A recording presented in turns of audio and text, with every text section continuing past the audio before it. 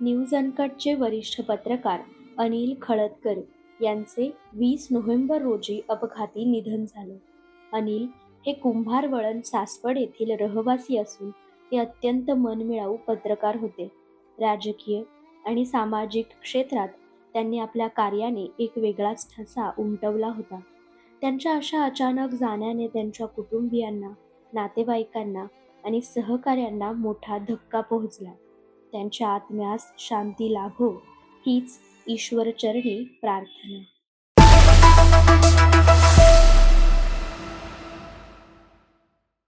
नमस्कार, मी गुरुराज. न्यूज अनकटच्या बातमीपत्रात आपलं स्वागत आहे. बातमीपत्राला सुरुवात करण्याआधी नजर टाकूयात हेडलाईन्सवर. राज्यात सत्ता स्थापनेच्या हालचाली सुरू. महायुती आणि महाविकास आघाडीची नजर बंडखोरांवर. सरकार स्थापन झाल्यानंतर सामूहिक आमरण उपोषणाची तारीख जाहीर करू, मनोज जरांगे यांची प्रतिक्रिया. निकाल लावण्यापूर्वी तोंड बंद ठेवा, आघाडीच्या बैठकीत नेत्यांना ज्येष्ठांचा सल्ला.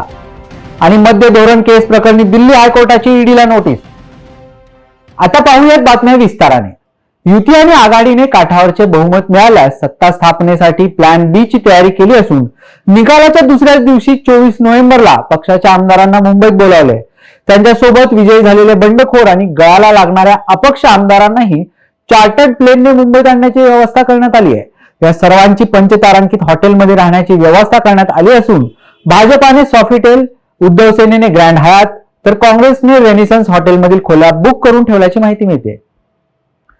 सरकार स्थापन झाल्यानंतर सामूहिक आमरण उपोषणाची तारीख जाहीर करू, अशी प्रतिक्रिया मनोज जरांगे यांनी दिली आहे. राज्यातले मराठे अंतरवाली सराटीत येणार आणि सामूहिक आमरण उपोषण होणार, असं जरांगे म्हणाले असून देशात कधीही मोठं आमरण उपोषण झालं नसेल तितकं मोठं उपोषण अंतरवालीमध्ये होणार असल्याचं त्यांनी म्हटलंय. सरकार कोणाचंही येऊ द्या, मराठे उपोषणाला बसले की सरकार गुडघ्यावर टेकलंच म्हणून समजायचं, असा इशारा देखील त्यांनी दिलाय. म्हटलं की सरकार कोणाचंही आलं तरी आंदोलन सुरूच राहणार आहे. कसं स्वरूप असणार? सामूहिक आमरण उपोषण. राज्यातले घराघरातले मराठी अंतरवालीत येणार, सामूहिक आमरण उपोषण होणार. देशात असं ऐतिहासिक इतकं मोठं आमरण उपोषण झालं नसत, इतकं मोठं आमरण उपोषण अंतरवालीत होणार आहे. आणि कुठल्याही गावात आमरण उपोषणाला कोणीही बसणार नाही. सगळेजण अंतरवालीत येणार. एका ठिकाणी, एकाच जागेवर, एकाच वेळेस सामूहिक आमरण उपोषण होणार. मराठा आरक्षणासाठी कोणतेही सरकार येऊ दे, मराठा शांत आहे त्यावर शांत आहे. ते जर बिघडलं कोणाच्या बापाला भेट नसतो. सरकार फिरकार त्याच्या पुढे काही नाही. एकदा मराठे बसले की सरकार कोणाचं येऊ दे, गुडघ्यावर टेकविलं सरकार म्हणून समजा. कधी होणार? सरकार स्थापन झाल्यावर तारीख ठरवू. सरकार स्थापन झाल्याच्या नंतर मी ते सरकार स्थापन नाही करायचं लवकर. महाविकास आघाडीत सरकार बनवण्याच्या हालचाली सुरू झाल्या असून त्यासोबतच घटक पक्षातील नेत्यांनी एकमेकांविरुद्ध टीकाही सुरू केली आहे. त्यामुळे काल सायंकाळी मुंबईतील पंचतारांकित हॉटेलात महाविकास आघाडीची तातडीची बैठक घेण्यात आली असून त्यात महाविकास आघाडीच्या नेत्यांना निकालापूर्वी तोंड बंद ठेवण्यास सांगण्यात आलंय. तसेच निवडून आलेल्या सर्व आमदारांना एकत्र ठेवायचे की वेगवेगळे, यावरही या बैठकीत बरीच खलबते झाल्याचं सूत्रांनी सांगितलंय. उपमुख्यमंत्री अजित पवार यांना बारामती कोर्टाकडून हजर राहण्याचा समन्स बजावण्यात आलाय. उमेदवाराला मतदान केले नाही तर संबंधित गावचे पाणी बंद करू, असे विधान 2014च्या लोकसभा निवडणुकीत अजित पवारांनी केलं होतं. या प्रकरणी हे समन्स बजावण्यात आलं असून माजी IPS अधिकारी सुरेश खोपडे यांनी या संदर्भात याचिका दाखल केली होती. मद्य धोरण प्रकरणी दिल्लीचे माजी मुख्यमंत्री अरविंद केजरीवाल यांच्या याचिकेवर गुरुवारी दिल्ली उच्च न्यायालयात सुनावणी झाली. यावेळी न्यायालयाने ईडीला नोटीस बजावली असून तपास यंत्रणेला आपली बाजू मांडण्यास सांगितलंय. ट्रायल कोर्टाच्या निर्णयाला स्थगिती देण्याची मागणी करणारी याचिका केजरीवाल यांनी 20 नोव्हेंबरला दाखल केली होती. मात्र हायकोर्टाने अद्याप स्थगितीबाबत निर्णय दिलेला नसून ईडीला आपली बाजू मांडण्यासाठी सांगितलंय. बातमीपत्रात वेळ झाली छोट्याशा विश्रांतीची. पाहत राहा न्यूज अनकट. ऐतिहासिक वारसा लाभलेला मराठा मुलूक महाराष्ट्र. या महाराष्ट्राला विविध रंगी छटा आहेत. साहित्य, कला, पर्यटन, नृत्य, भाषा, संत परंपरा अशा विविधतेने तो नटलेला आहे. हीच गौरवशाली विविधता जपत सुवरंग मराठी केवळ महाराष्ट्राच्या सांस्कृतिक संहितेपुरते मर्यादित न राहता समकालीन नवकल्पनांवर आधारित कार्यक्रमांद्वारे मराठी मनोरंजन विश्वात स्वतःची एक अनोखी जागा निर्माण करत आहेत. मराठी मनोरंजन क्षेत्रातील उत्तम दिग्दर्शक, लेखक आणि निर्मात्यांच्या प्रतिभेचा पुरेपूर वापर करून मनोरंजनाचा आगळा वेगळा रंग उधळण्यास आम्ही सज्ज आहोत. स्वरंग मराठीचे उद्दिष्ट मराठी मनोरंजन क्षेत्रामध्ये मनोरंजनाची वहिवाट सोडून, रूढीवादी पद्धती तोडून मनोरंजनाचा समृद्ध अनुभव प्रदान करून देण्याचा आहे. म्हणूनच यात विविध पद्धतीचे मनोरंजक आणि माहितीपूर्ण कार्यक्रम स्वरंग मराठीवर बघता येतील. शेवटी एकच, धकाधकीच्या जीवनात धांगडधिंगा करण्यापेक्षा बसूया, हसूया, गाऊया, जगूया. नाती गोती श्रावण मोती गावामधले जीवंत रंग.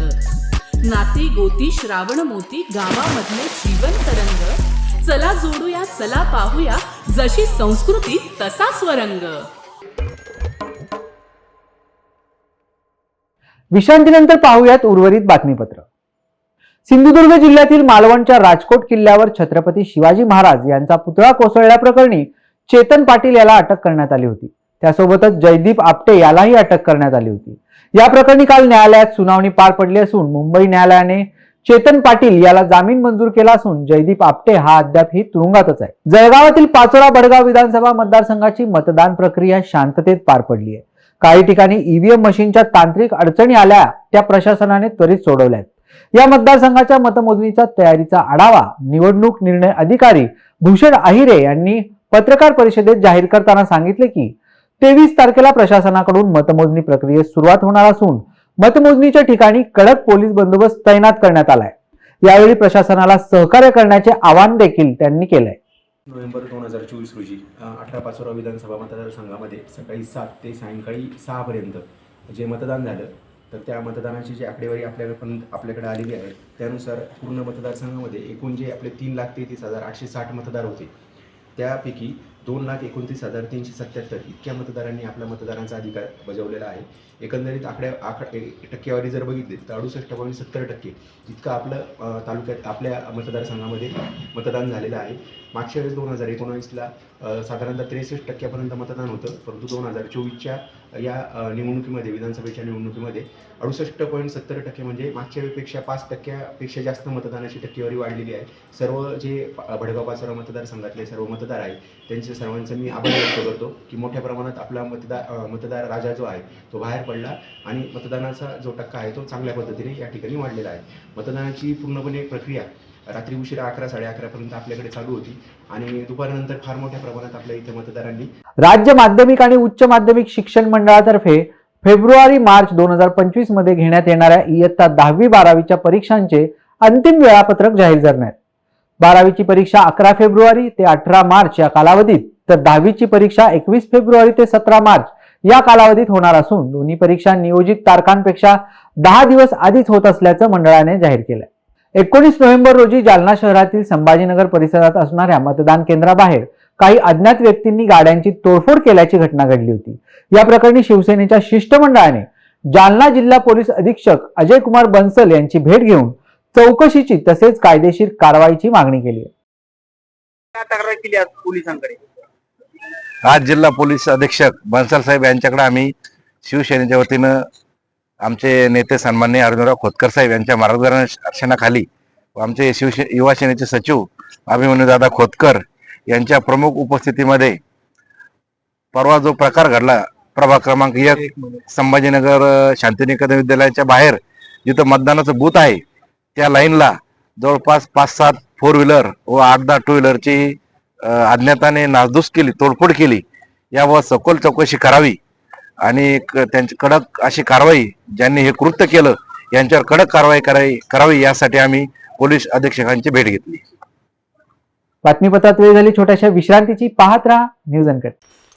ऐतिहासिक वारसा लाभलेला मराठ मुलूक महाराष्ट्र. या महाराष्ट्राला विविध रंगी छटा आहेत. साहित्य, कला, पर्यटन, नृत्य, भाषा, संत परंपरा अशा विविधतेने तो नटलेला आहे. हीच गौरवशाली विविधता जपत स्वरंग मराठी केवळ महाराष्ट्राच्या सांस्कृतिक संहितेपुरते मर्यादित न राहता समकालीन नवकल्पनांवर आधारित कार्यक्रमांद्वारे मराठी मनोरंजन विश्वात स्वतःची एक अनोखी जागा निर्माण करत आहेत. मराठी मनोरंजन क्षेत्रातील उत्तम दिग्दर्शक, लेखक आणि निर्मात्यांच्या प्रतिभेचा पुरेपूर वापर करून मनोरंजनाचा आगळा वेगळा रंग उधळण्यास आम्ही सज्ज आहोत। स्वरंग मराठीचे उद्दिष्ट मराठी मनोरंजन क्षेत्रामध्ये मनोरंजनाची वहिवाट सोडून, रूढीवादी पद्धती तोडून मनोरंजनाचा समृद्ध अनुभव प्रदान करून देण्याचा आहे। म्हणूनच यात विविध पद्धतीचे मनोरंजक आणि माहितीपूर्ण कार्यक्रम स्वरंग मराठीवर बघता येतील। शेवटी एकच, धकाधकीच्या जीवनात धांगडधिंगा करण्यापेक्षा बसूया, हसूया, गाऊया, जगूया। नाती गोती श्रावण मोती गावामधले जीवंत रंग, नाती गोती श्रावण मोती गावामधले जीवंत रंग। चला जोडूया, चला पाहूया, जशी संस्कृती तसा स्वरंग। विश्रांतीनंतर पाहूयात उर्वरित बातमीपत्र। दुचाकीवर आलेल्या 2 जणांनी महिलेच्या गळ्यातील 3,20,000 रुपयांचे सोन्याचे दागिने लंपास केल्याची घटना जालना शहरातील छत्रपती शिवाजी महाराज पुतळ्याजवळील भरतनगर परिसरात रात्रीच्या वेळी घडली आहे। दुचाकीवरून आलेल्या 2 जणांनी तृप्ती दायमा या महिलेच्या गळ्यातील सोन्याचे दागिने ओरबाडून नेल्यामुळे महिलांमध्ये भीतीचे वातावरण निर्माण झाले आहे। या प्रकरणी सदर बाजार पोलीस ठाण्याकडून तपास सुरू आहे। छत्रपती संभाजीनगरच्या पैठणमधील वडजी येथे रेणुका वीर नावाच्या 31 वर्षीय महिलेवर बिबट्याने हल्ला करून तिला गंभीर जखमी केल्याची घटना घडली आहे। ही महिला आपल्या शेतामध्ये मुलांसह कापसाची वेचणी करत असतानाच पाठीमागून अचानक बिबट्याने त्यांच्यावरती हल्ला चढवला। या हल्ल्यावेळी मुलांनी आरडाओरड केल्याने बिबट्याने त्या ठिकाणाहून पळ काढलाय। महिलेला तात्काळ पाचोड येथील ग्रामीण रुग्णालयात उपचारासाठी दाखल करण्यात आले।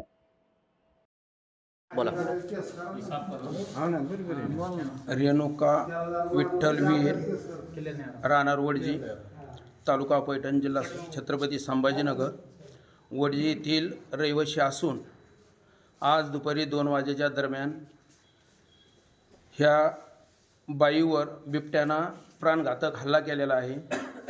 तरी आतापर्यंत वडजीतील अशा बऱ्याच घटना झाल्या। पाठीमागं 2 जनावरांचा बी त्यांना फडशा पाडलेला आहे, त्याचं बी वैयक्तिक शेतकऱ्याचं नुकसान झालं।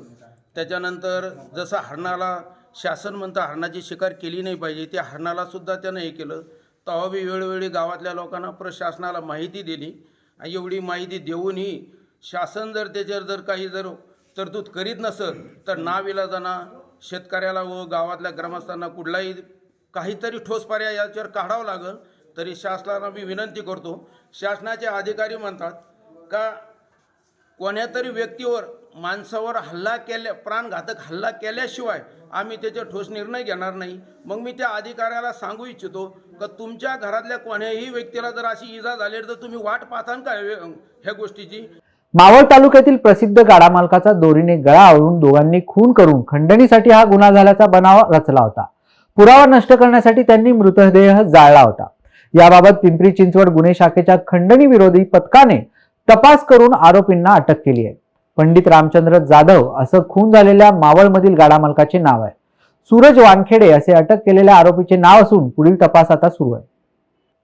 भंडारा शहरालगत असलेल्या दाभा मोड परिसरात एका अज्ञात व्यक्तीचा मृतदेह सूर नदीच्या पात्रात पाण्यात तरंगताना आढळून आला।